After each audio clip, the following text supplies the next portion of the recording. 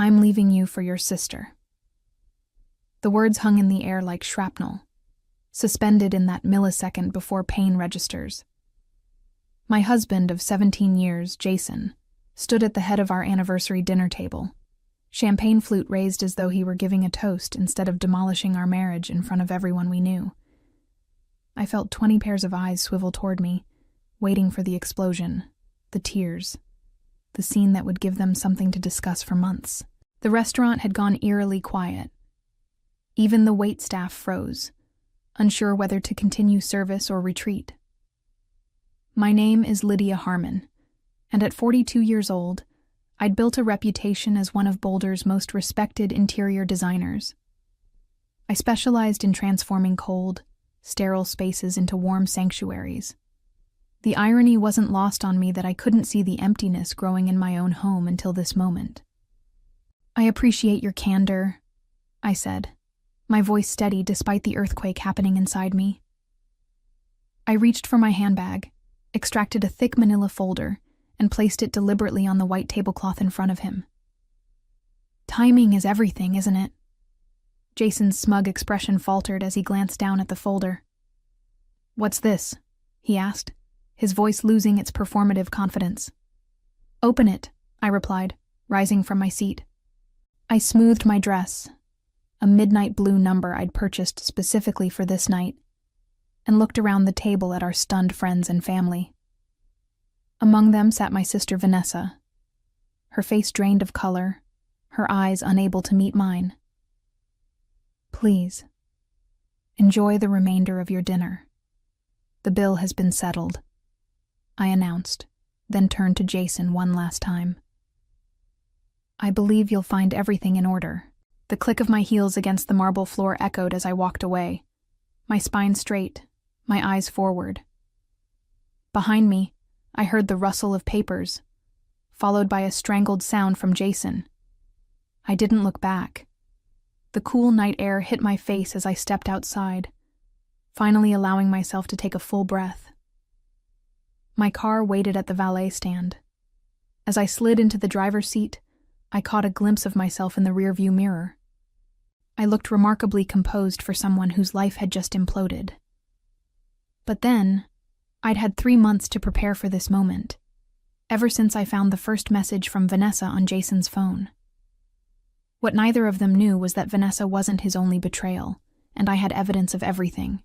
The affairs, the money he'd siphoned from our accounts, the property he'd tried to transfer solely to his name, and most damning of all, the plan they'd hatched to push me out of my own company.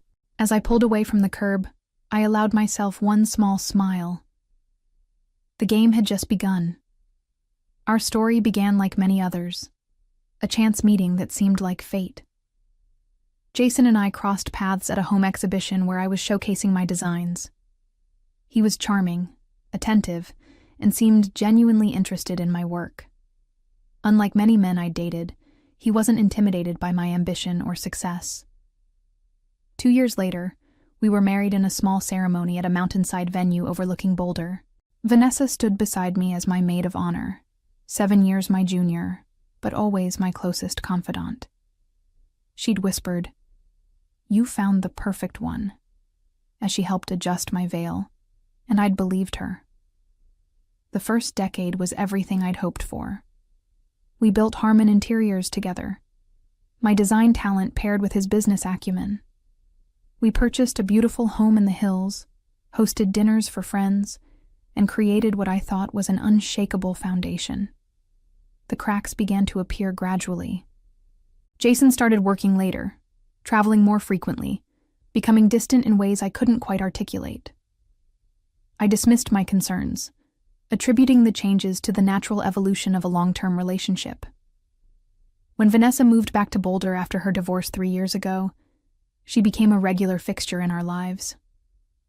I was grateful for her company during Jason's frequent absences. "He's just focused on growing the business," she'd assure me when I confided my worries. "Men get caught up in their work. You know how they are." I threw myself into my designs, creating spaces for others while my own home grew colder.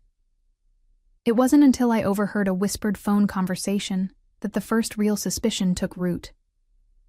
She doesn't suspect anything, Jason had said, his voice low. Just stick to the plan.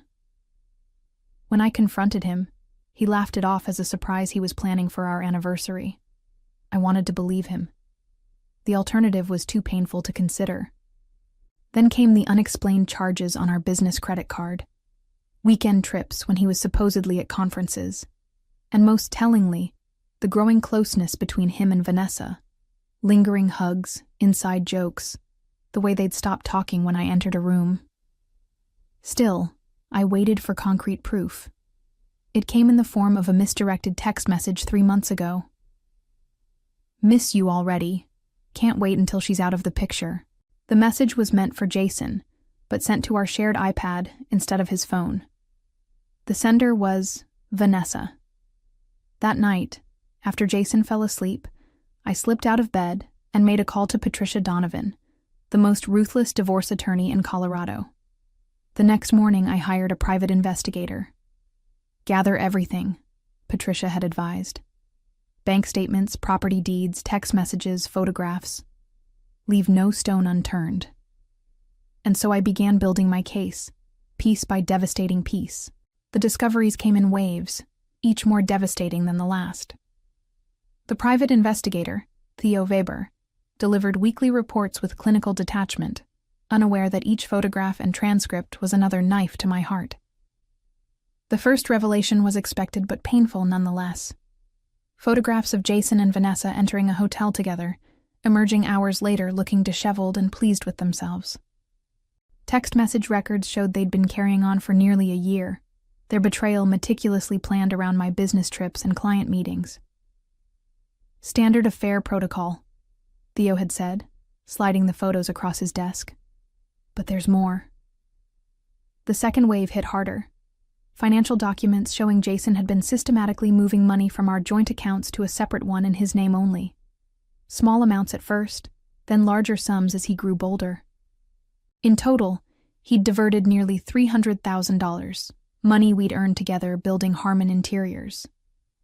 He's preparing to leave you financially compromised, Patricia explained when I showed her the records. This is premeditated. We can use that. But the third discovery was what truly shattered whatever lingering affection I still held for the man I'd married. Theo uncovered evidence of another woman, neither me nor Vanessa, with whom Jason had been involved for at least 6 months.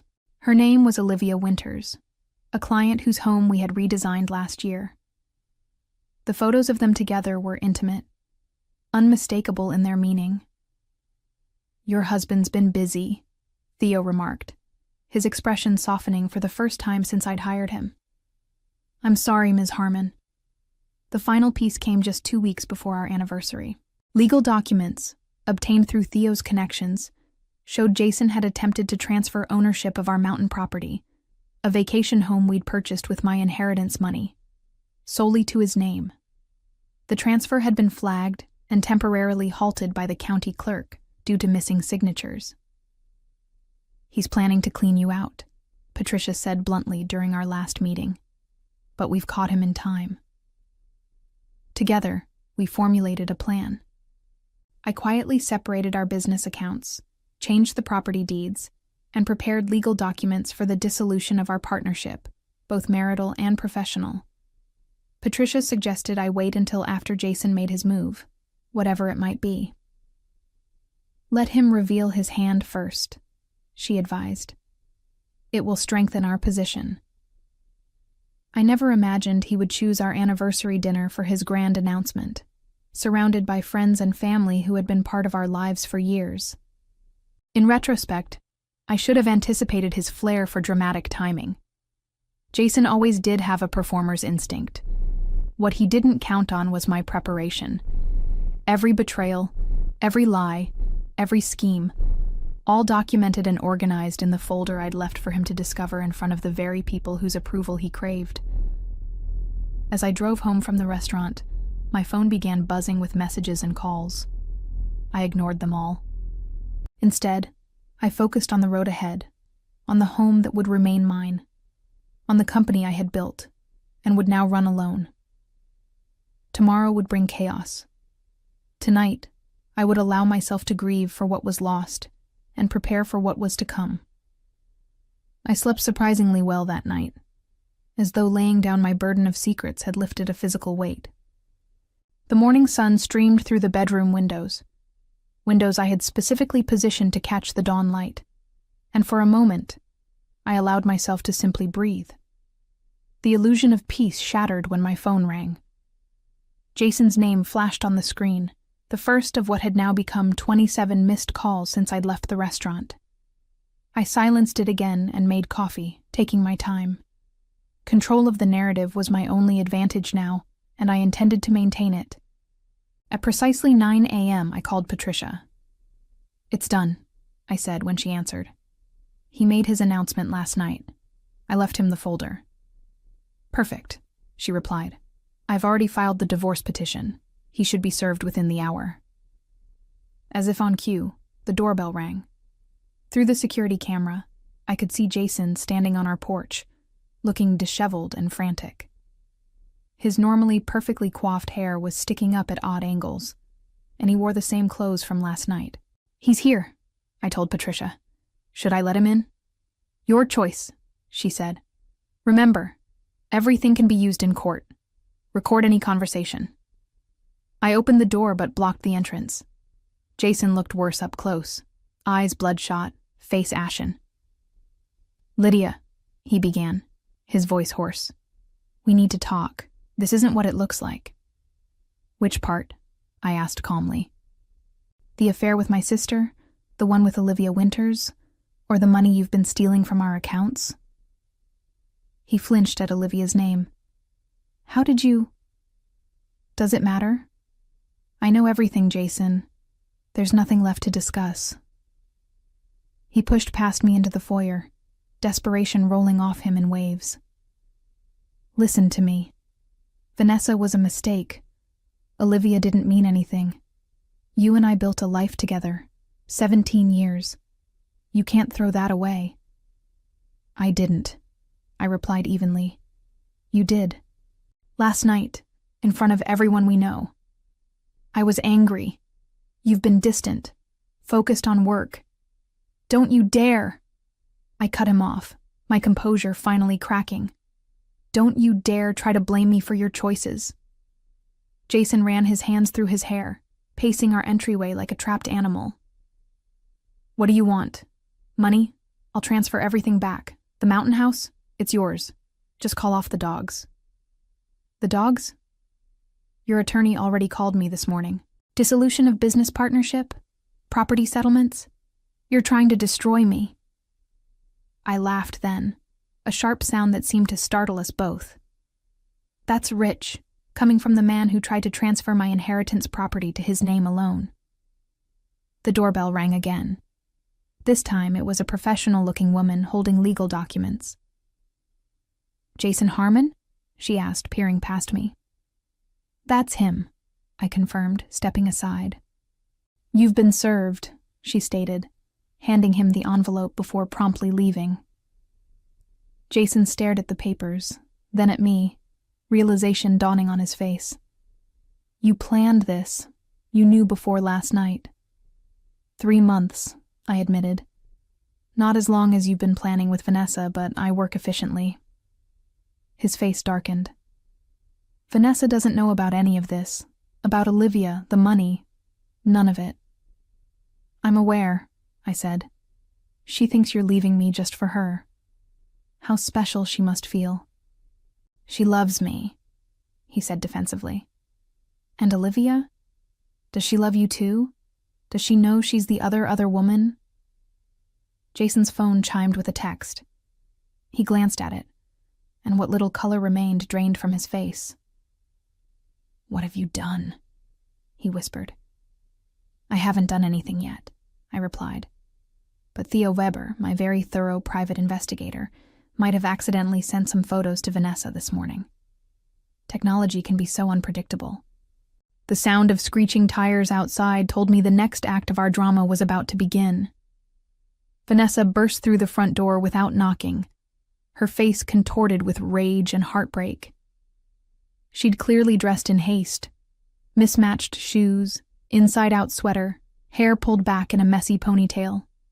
In her hand, she clutched her phone like a weapon. "You bastard," she spat at Jason, ignoring me completely. "Who the hell is Olivia?" Jason's eyes darted between us, calculating his best move. I stepped back, leaning against the stair railing to watch the performance unfold. This confrontation was inevitable, but I hadn't expected it so soon. Theo must have sent the photographs immediately after our conversation. "Vanessa, calm down," Jason said, raising his hands in a placating gesture. "I can explain." "Explain?" she shrieked, thrusting her phone toward his face.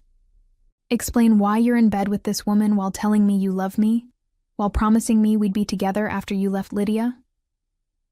"It's not what it looks like," he insisted, the irony of repeating the same line he'd used on me moments ago apparently lost on him. Vanessa finally seemed to register my presence. She turned to me, her expression cycling through shame, defiance, and confusion. "You knew?" she asked, her voice smaller now. "About you and Jason?" "Yes." "About Olivia?" "Also yes." I kept my tone neutral, clinical even.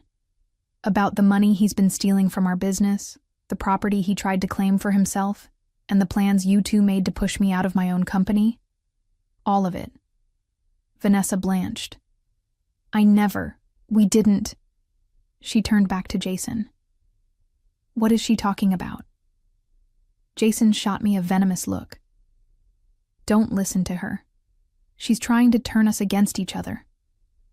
I walked to the sideboard in our dining room and returned with copies of the documents I'd compiled.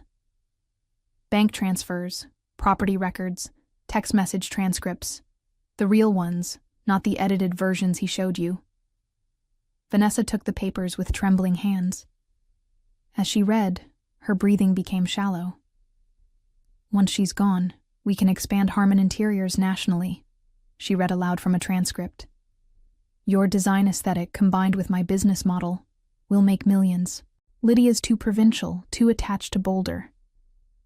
She looked up, eyes swimming with tears. "You said that was about a potential investor, not about me replacing Lydia." Jason stepped toward her. "Baby, you don't understand." "Don't baby me," Vanessa snapped, recoiling from his touch. "And the money?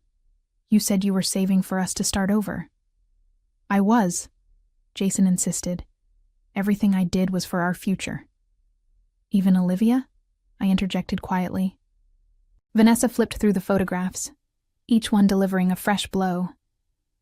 3 weeks ago," she murmured, examining a timestamp. "You said you were in Denver meeting suppliers." "She doesn't mean anything," Jason pleaded. "It was just physical." "Like I was just physical in the beginning?" Vanessa asked, her voice hollow. "Before you convinced me we were in love?" The realization seemed to hit her all at once. She staggered back, dropping the documents onto the floor. For the first time since she'd entered, she really looked at me, her older sister, the woman she'd betrayed. "Lydia," she began, but I shook my head. "Don't," I said. "Not now." A strange silence fell over the three of us. Outside, normal life continued. Birds singing, neighbors walking dogs, delivery trucks rumbling past. Inside, our little triangle of betrayal seemed suspended in amber. Jason broke first. "This doesn't change anything," he declared, addressing us both. "The divorce is still happening. The business will need to be divided. We can figure out the rest later." That's when I smiled.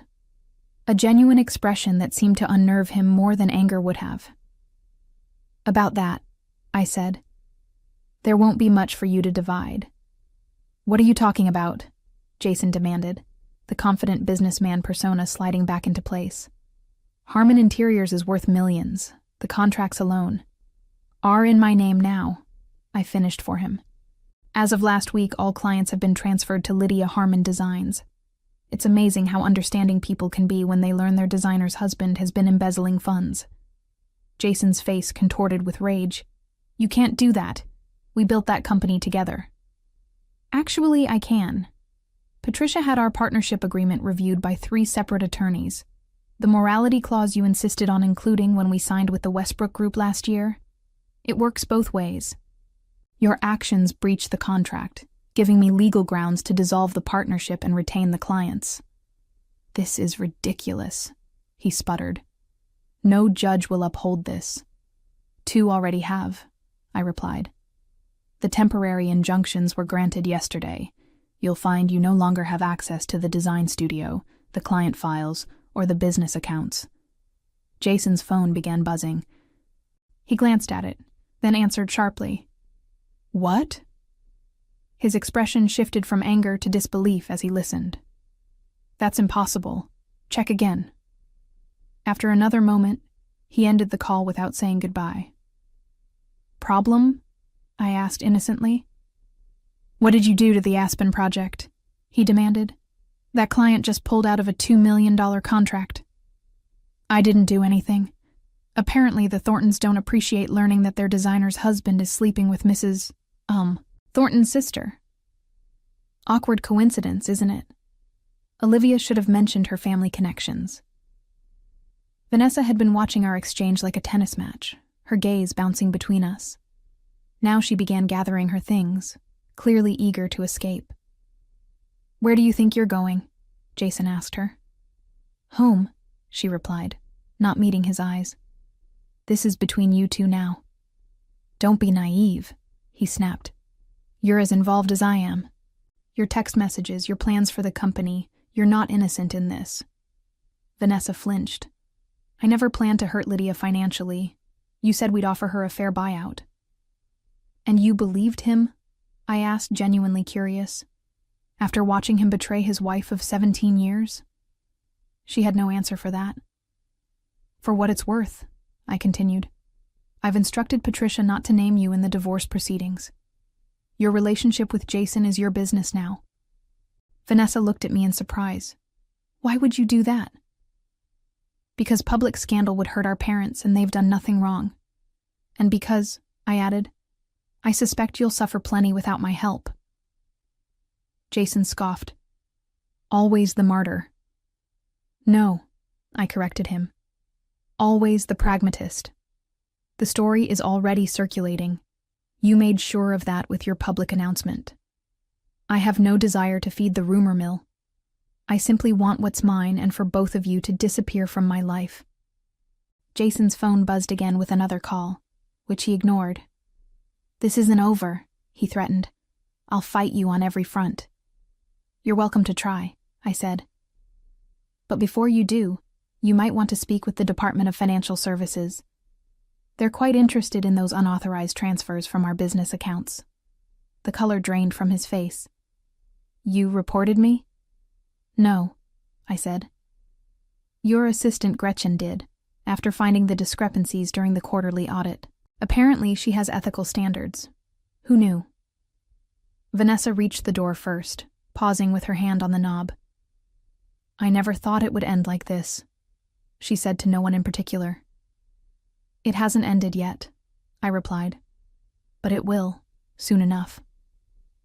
As they both left, separately and in opposite directions, I felt a strange sense of emptiness where rage should have been.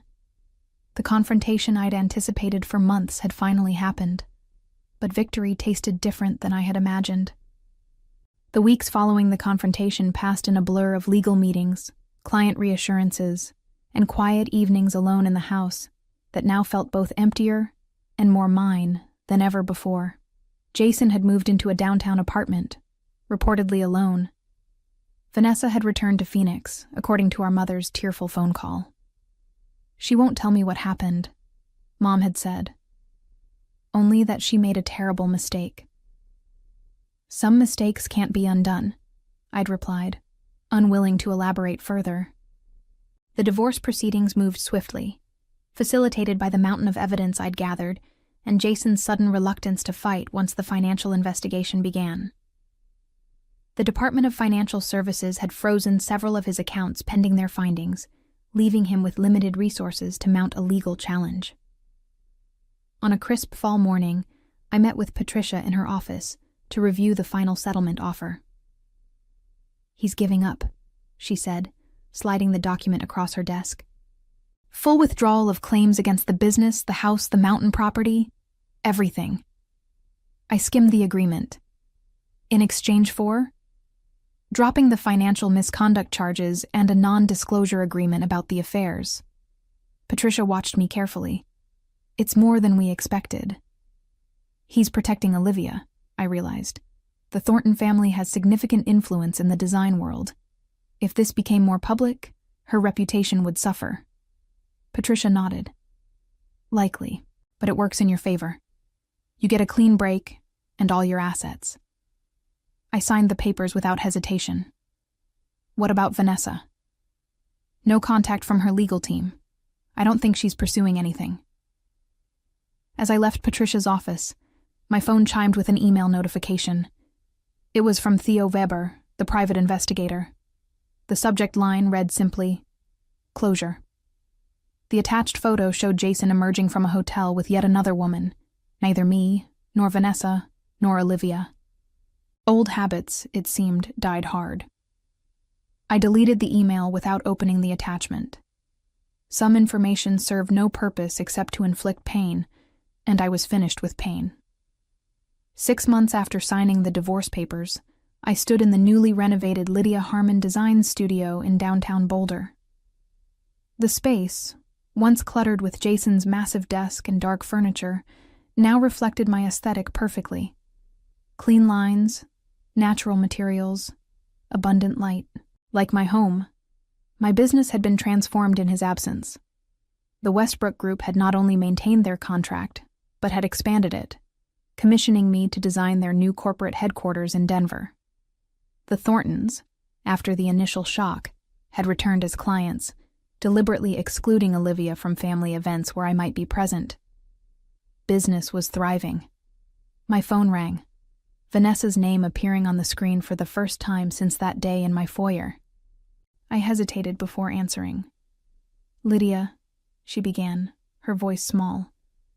"I don't expect forgiveness. I just needed to tell you how sorry I am."